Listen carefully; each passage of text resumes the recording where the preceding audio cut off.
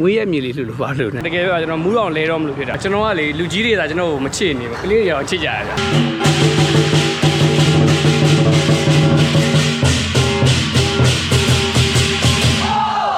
အားလုံးပဲမင်္ဂလာပါဒီနေ့တော့ကျွန်တော်ဒီကမ္ဘောဒီးယားနယ်စပ်ကဗီယက်နမ်မျိုးလေးကို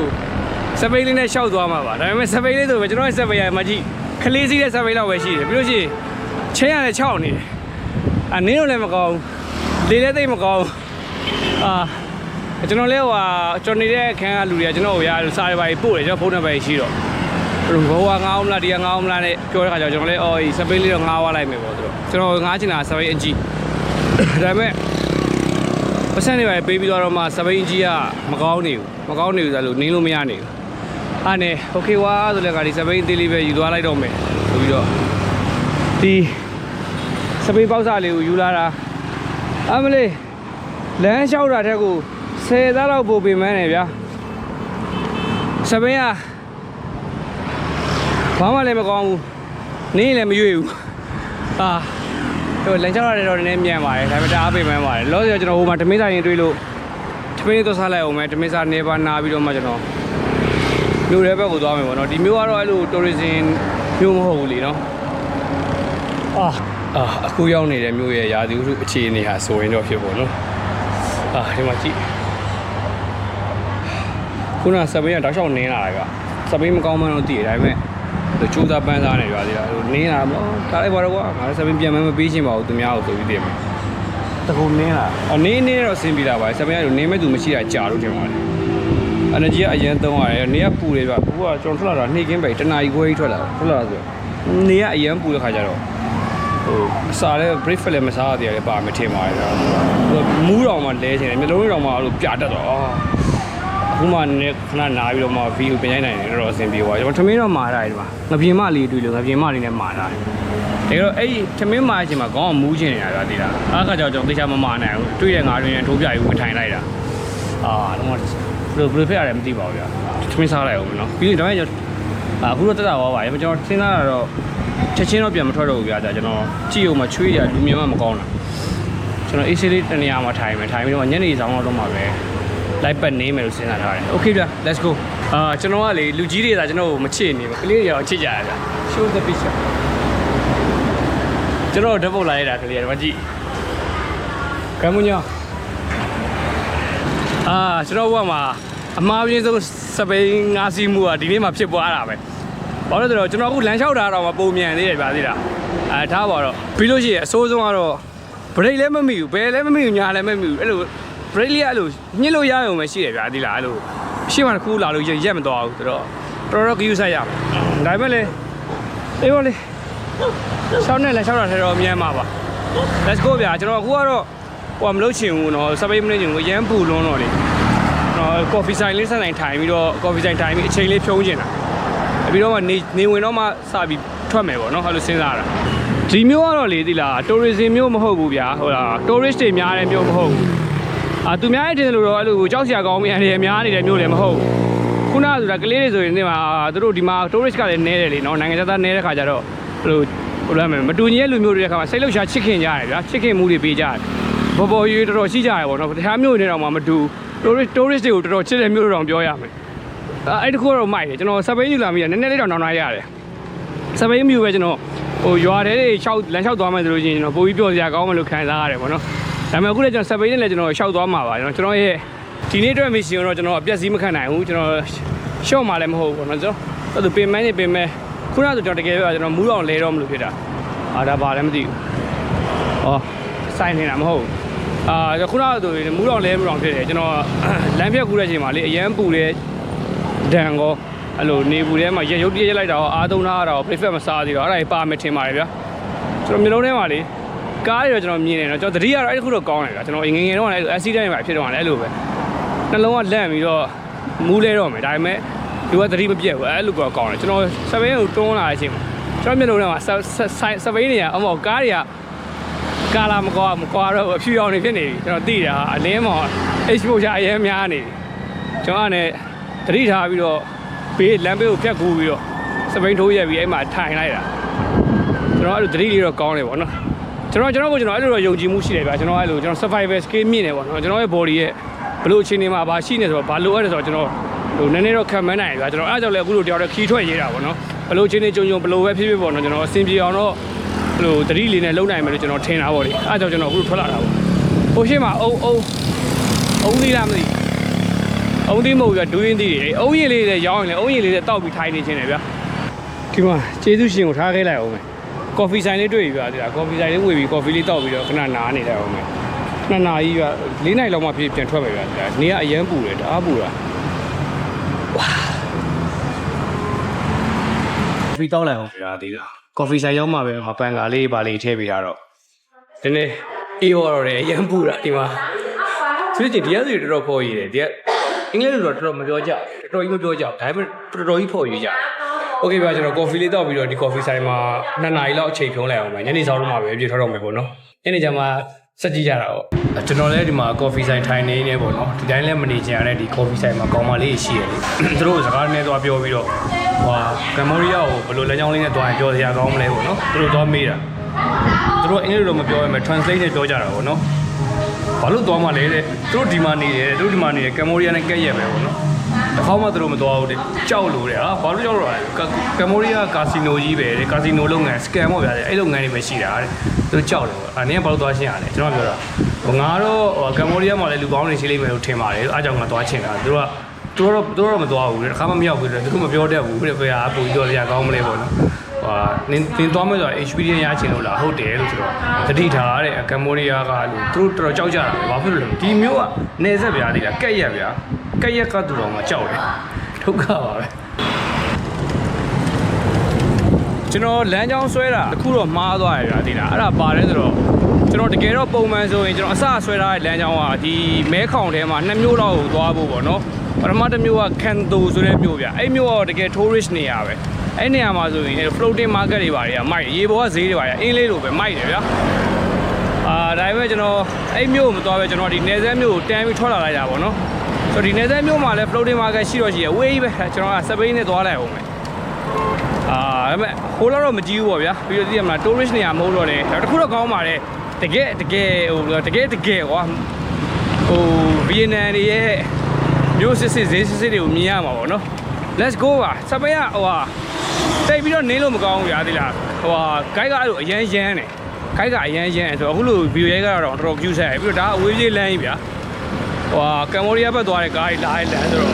ကုန်ကားတွေရောအန်ဒီရများတယ်ဆိုတော့တော်လေး cute ဆက်ရတယ်ဗျာစပိန်ကဆိုတော့အဲ့ဈေးကိုသွားလိုက်ရအောင်ပါဈေးထဲတော့ရောက်ပြီဗျာသိလားဒီမှာကတော့အဓိကတော့ငပိငချော့ငံပြားကြီးအဲ့ဒါကြီးလောက်ရဟိုမှာဆိုငရင်6တွေလာတော့မသိဘူးသိလားဟာစပိန်က break မမိဘူးဘယ်လည်းမမိဘူးညာလည်းမမိဘူးဆိုတော့စပိန်နဲ့တော့ရှောက်နေပြီးပြလို့မရဘူးစပိန်လေးတွန်းပြီးတော့လိုက်ပြရမယ်ဒါကြဈေးကတော့အကြီးပါဟိုဘက်ချမ်းတွေရောမြစ်ဘက်ချမ်းတွေရောဒါမြစ်ဘက်ချမ်းတော့မဟုတ်သေးဘူးပေါ့နော်ပြီးဒီဘက်ချမ်းတွေရောရှိတယ်ဒါစပိန်နဲ့လိုက်ပြအကုန်လုံးတိုက်ကုန်လိမ့်မယ်အဲဒါကြောင့်လမ်းလျှောက်ပြီးတော့ပဲလိုက်ကြည့်မယ်ပေါ့လေဒီဈေးထဲကိုအဖြစ်ကလည်းပြောပြရအောင်ပဲကျွန်တော်ခုနကတော့ကျွန်တော်သုံးနေတဲ့ဘဏ်ကိုတွေ့တယ်ဗျာပြီးတော့အော်လိုဟာကမ္ဘောဒီးယားနယ်စပ်ဖြတ်ရင်ခါကြရင်ရလို့ငွေတွေပါတွေတောင်းတာတွေပါရှိတတ်တယ်ဗျာတက်မြန်မာတွေဖြစ်လို့တောင်းတာမျိုးရှိတတ်တယ်ဆိုတော့အဲ့လိုမျိုးတွေ့တော့စတော့ကျွန်တော် cash တပြားမှမချန်ထားဘူးလေတုံညပဲ1000လားမသိဒါပဲရှိတယ်အော်တော့ဟိုပြဿနာလည်းမဖြစ်ချင်ပါဘူးလေတောင်းရင်လည်းပေးရအောင်ဆိုပြီးတော့ဘန်မှာပတ်စံဝင်ထုတ်တာ2 သိန်းလောက်ဝင်ထုတ်တာဗျာ30မားထုံးပြီကွာဒါပေမဲ့3တော့3မှာဟိုလေ30မားထုံးပြီးတော့30ဟိုကုန်တော့ကုန်မယ်ထင်ပါတယ်အဲ့လိုဆိုအစောဦးလေးဟိုဟာလေးဆိုလည်းလှပါတယ်ဗျာဈေးကတော့ပုံမှန်ပါပဲနော်ဒီဘက်ဒီဈေးတွေကတော့မူရင်းဈေးတွေမဟုတ်လားတော့မသိဘူးနည်းစီစီကားကတော့ရှိတာမဟုတ်လေးလည်းစားခြင်းစရာပဲဒါတူးရင်တီးဒီတစ်ခေါက်ဒီဘက်ထဲပြန်ဝင်ကြည့်အောင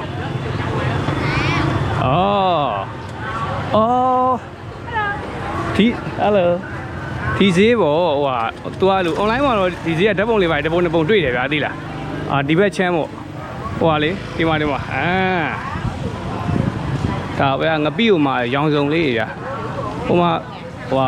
ာဒါဆိုရင်ဓာတ်ပုံလာရိုက်တာသူတို့ဒီဈေးမှာဓာတ်ပုံလာရိုက်တာဗျာသိလားဒီဈေးကလည်းအဲ့လိုမျိုးလေးဓာတ်ပုံလာရိုက်ကြတယ်ကွာလှ lighting ကောင်းပြီးတော့အပြင်စင်လေးကလှတယ်ဗျာ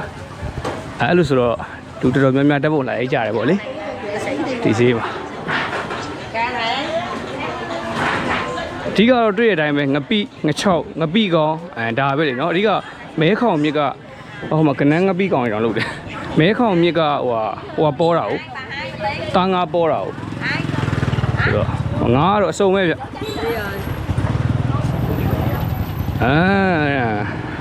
သတိထားမိလားဟိုဈေးရောင်းနေတဲ့လူတွေရဲ့ဟိုမျက်နှာအနေထားကျွန်တော်တို့မြန်မာရင်းနဲ့တူတူပဲဘာလို့ဆိုတော့ကျွန်တော်တို့ကတရေထဲတောက်တဲ့သူတွေလေဗျာသိလားတရေထဲတော့တမြေထဲမနေပေမဲ့တမြေထဲနေတာပါပဲပြောရရင်ဟိုဟာလေဒီကဘာမြေကြီးတစ်ခုလုံးအတူတူပဲဟာဟုတ်တယ်မလားတမြေထဲနေတရေထဲတောက်နေဆိုတော့ရုပ်တွေကစင်ရတာဗျဈေးကဒီဘက်ချမ်းလေဗျာဟိုအခုမြင်နေရတဲ့ဘက်ချမ်းကကြတော့ဟိုဖြစ်တယ်ရေဘက်ချမ်းပေါ့နော်အဲ့ဘက်ချမ်းတွေကိုလည်းဝင်ကြည့်ရမယ်ဗျကြောက်လက်စားနေတော့လေအေးပေါ့စပိန်နဲ့ထွက်လာတော့လေအဲ့လိုနည်းနည်းတော့ပုံမြန်တာပေါ့ဗျာသိလားဒါပေမဲ့ပိုပေးမှန်းဗျာကျွန်တော်အားဆိုင်ရဒါပေမဲ့မနေ့ကတော့ကျွန်တော်ထမင်းမစားထားလည်းပါမယ်ခင်ဗျာအားနေပြီးတော့လေသူကကောင်းမှုနေတာဟိုတော့ဘိုက်ပြေဝိုင်းတော့အေးဆေးပဲလို့ပေါ့ငါးလေးတွေကွာအပေါက်စားလေးဒီမှာဒါတောတယ်လေးတွေပေါ့ဗျာအပုံတယ်လေးတွေဟိုမှာလေးဈေးထဲကိုဒီကဝင်လို့ရတယ်ထင်တယ်ဒီထဲမှာခက်ရိနဲ့ကူးသွားလိုက်အိုးရှိုးလိုက်ဟုတ်ဆိုင်ကကြီးမလားโอเคဒီမှာစပိတ်ခက်ရိနဲ့ကောက်ရက်ခဲ့လိုက်အောင်စပိတ်မရက်လည်းရမယ်ထင်တယ်သူများကြီးဆိုင်ငယ်နဲ့တော့ဝင်လာတာဆိုတော့လေခက်တိနဲ့ဟိုစပိတ်တွန်းပြီးဝင်သွားလိုက်ရပါတယ်အိုးဟိုမှာကြည့်အောင်ပီကြီးငါးတွေ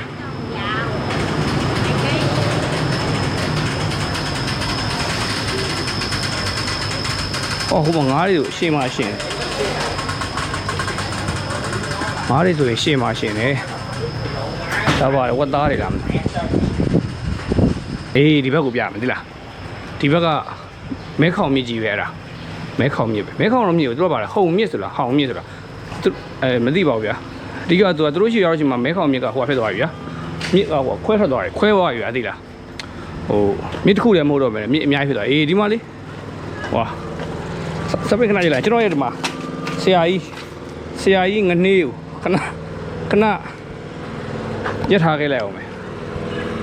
ဒီမှာဟာဟိုမှာလေလေးတွေပါလားဟိုမှာဟွာအဲ့နောက်သွားချိတ်လေပေါ်တွေသွားချင်လိုက်တာဗျာโอเคဟိုမှာတွေ့လားရေပေါ်မှာအဲ့လိုလေးနေကြတာဗျာ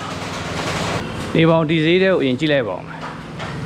ဒါကတော့တကယ်သေးလား local ဈေးပဲဗျာအဲ့လိုနိုင်ငံခြားသားတွေလာတဲ့ဈေးတော့မဟုတ်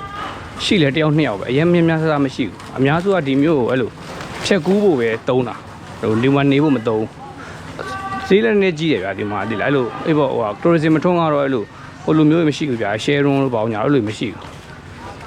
အဲ့လိုမရှိဘူးဗျာအဲ့လိုမရှိဘူးကျွန်တော်ကမ်ဘောဒီးယားကိုတော့စဉ်းစားထားတယ်ဗျာမနေ့ပြန်မဟုတ်ရင်တစ်ပတ်ခါလောက်သွားမယ်လို့စဉ်းစားထားတယ်ပြီးရကော်ဖီဆိုင်ကောင်မလေးကျွန်တော်ပြောလိုက်တာကြတော့ကမ်ဘောဒီးယားကတဲ့ဟိုမှာကောင်းချင်းကချိတ်တယ်ကမ်ဘောဒီးယားကတဲ့အဲ့ဒီနေစမ်းမြို့မှာဘာမှမရှိဘူးတဲ့ကာစီနိုတွေပဲရှိတယ်ဟိုစကန်ရှိတယ်ပေါ့ဗျာသိလားဆိုတော့သူတို့တော့မသွားဘူးပေါ့နော်ဆိုတော့ကျွန်တော်လည်းစဉ်းစားရကြအဲ့ကာစီနိုတွေပဲရှိတော့ကျွန်တော်တို့လည်းအဆင်မပြေတော့ဘူးမပြေတော့ဆိုတာလေကျွန်တော်မသွားချင်ဘူးပေါ့နော်အဲ့ခါကျတော့ကျွန်တော်မြို့တော်ဖနွမ်းပင်ကိုပဲတန်းပြီးသွားမလားပေါ့လေကျွန်တော်စဉ်းစားရတာအဲ့ဖနွမ်းပင်ကိုပဲတက်သွားလိုက်တက်ချသွားလိုက်မလားပေါ့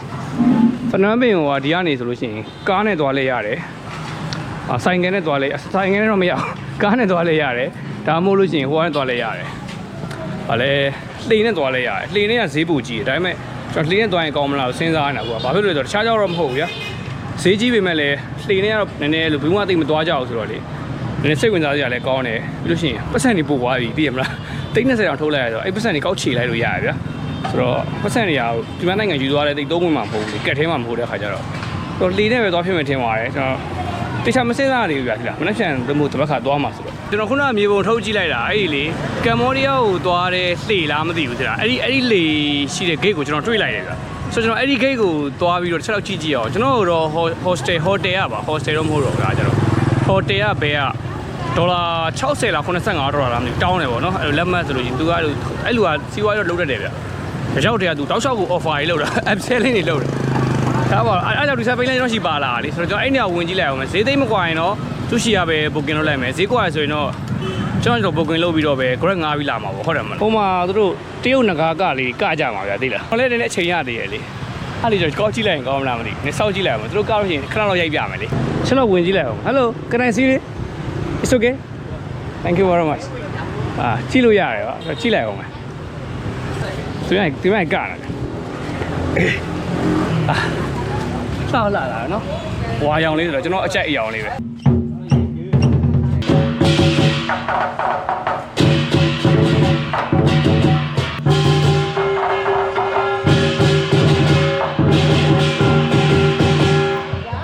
ဒီတရုတ်နဂါကကျွန်တော်မြန်မာနိုင်ငံကကောင်တွေကလည်းကြိုက်တယ်ဆိုတော့ဒါသူတို့ဆိုတာတရုတ်နဲ့ပုံနီးစတော့သူတို့ကတာ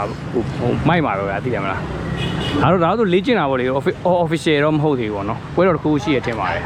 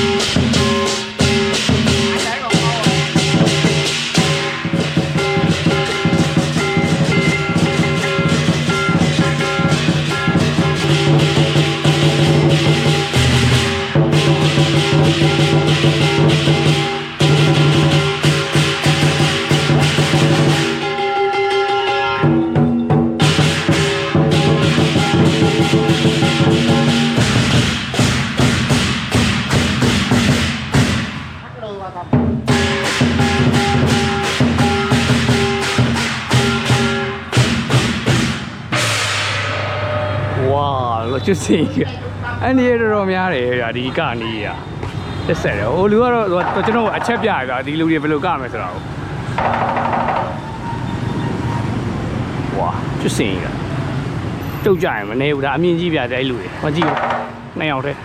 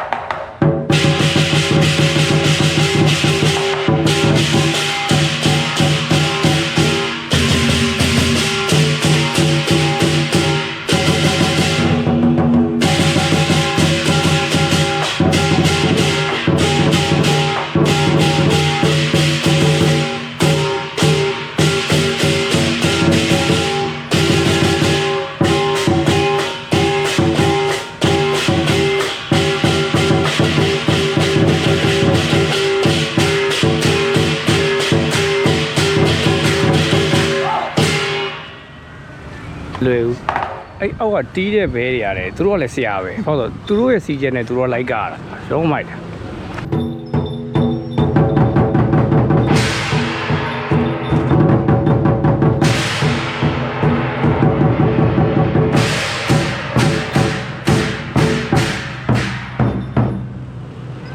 ဘာမိုက်လဲဗျာကျွန်တော်ထင်ပါတယ်ဒါတွေကဟိုသူတို့ကစီနီယာတွေဖြစ်မယ်လေလားဒါကနောက် generation အရင်တော့ကသူတို့လက်ထက်မှာကားခဲ့တာဖြစ်မယ်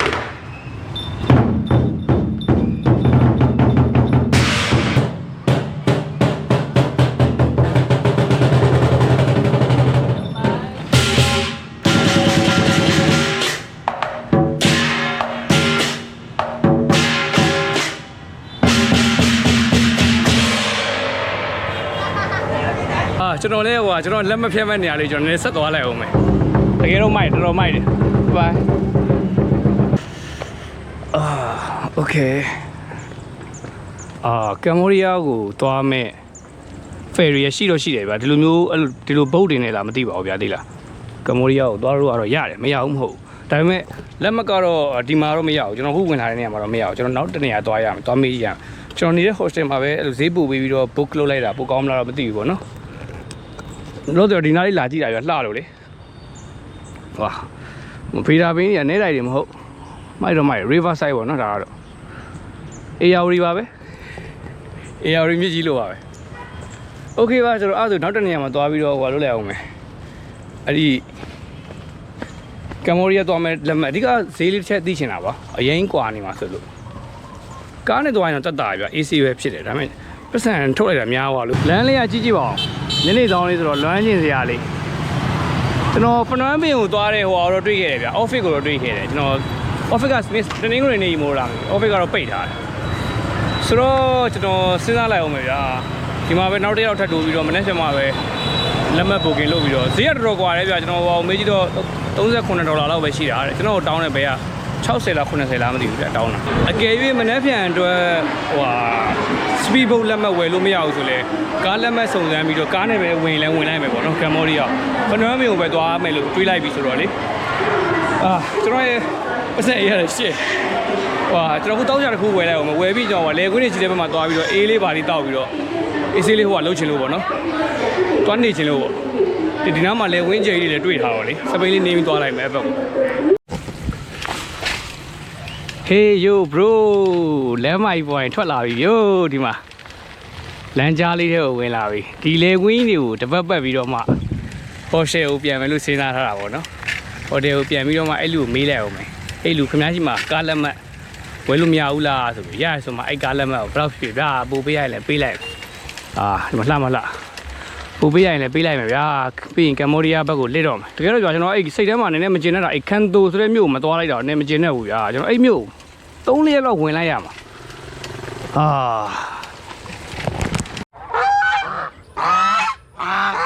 လမ်းဆုံးသွားလားမသိဘူးမြေပုံကဂျင်းထဲလိုက်ရပြီဒါပေမဲ့အရှင်းမှာလူတွေထိုင်တော့တွေ့ရပါတော့နေနာကိုငါမရောက်နိုင်လောင်ဝင်းတွေကချင်ငယ်လို့ငါလွမ်းတွေဒီမြို့ရဲ့လေတုကတကယ်ကိုကျွန်တော်တို့လေဟိုအေယာဝတီရဲ့လေတုအတိုင်းပဲကျွန်တော်တို့အတူတူပဲတော့ပြောလို့ရတယ်ဗျာဒီလားအမှိုင်လေးလည်းရှိတယ်ဟိုအရင်လည်းအဲ့လိုတန်ပြန်ရင်လည်းမဟုတ်ဘူးဗျာဟိုတကယ်ကိုရီးယားမြို့လေးတစ်မြို့အတိုင်းပဲလှလဲလှရဗျာတတုံးနေတယ်သဘောကျဖို့တော့ကောင်းတယ်ကျွန်တော်တို့ကြိုက်တယ်ဗျာ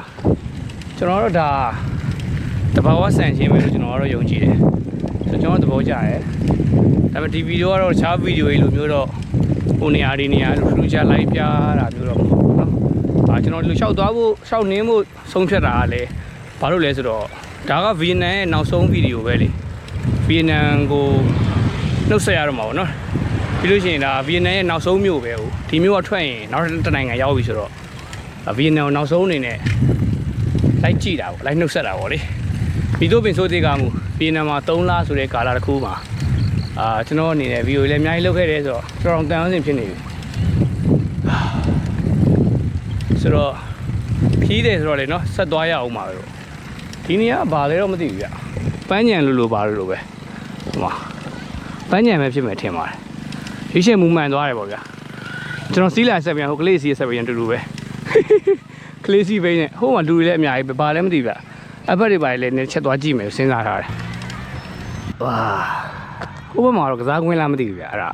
လူတွေအများကြီးပဲကျွန်တော်တွေးခဲ့တယ်ကျွန်တော်အဲ့ဘက်ကနေဖြတ်လာဒီမျိုးလေးကတစ်မျိုးလေးပဲနော်လွမ်းစရာလေးလို့ဘယ်လိုပြောမွေးရမြေလေးလို့ပါလို့နဲ့တစ်မျိုးလေးပဲကျွန်တော်ဒီမှာခဏလောက်ထိုင်လိုက်အောင်မယ်ဗျာဆန်းဆက်ကတော့နေရတော့ဝင်သွားပါပြီ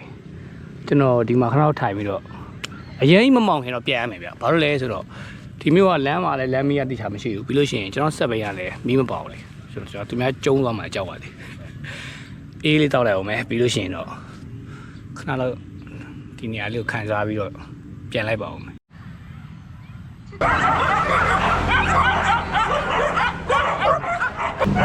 I wanna give this one for that. Oh, thank you. Cảm ơn nhau. Come on, y'all. Yeah. Thank you so much. ခွေးကလေးတွေအများကြီးပဲတွေးခဲ့တယ်လေဟိုဗာလေကျွန်တော်ထင်တယ်အဲ့ခွေးလေးတွေကိုသူတို့ဂေဟာလုံးပြီးဆက်ချောက်ပေးထားတာထင်ပါတယ်သူတို့တွေကအများကြီးမှအများကြီးပဲအဲ့နဲ့ကျွန်တော်လည်းခွေးလေးတွေကိုသူတို့အစာကျွေးရအောင်ဆိုပြီးတော့ပတ်စံ3သိန်းပေးခဲ့တာဟာနေပါဦးခွေးဂေဟာလေးတော့ဟုတ်ပါရဲ့နော်ခွေးလေးတွေကိုအစာကျွေးဖို့တော့ဟုတ်ပါရဲ့နော်ဒါကြောင့်ခွေးသားရောင်းနိုင်ပါတော့မဟုတ်တော့ဘူးထင်အဲ့လိုလူတွေတော့မဟုတ်တော့ဘူးထင်နော်ခွေးလေးတွေအများကြီးမွေးထားတာချစ်စရာလေးတွေရောပဲအဲ့လိုမဟုတ်တော့ပါဘူးမဟုတ်တော့ပါဘူး family ခွေးလေးတွေဆက်ချောက်တဲ့ဂေဟာပဲဖြစ်ပါစေဆူတောင်းပါတယ်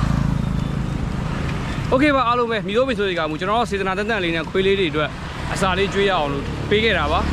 မိတို့မိဆိုတွေကမူကျွန်တော်စေတနာတော့တန့်ပါတယ်အားလုံးပဲနောက်ဗီဒီယိုမှာပြန်တွေ့ကြပါမယ်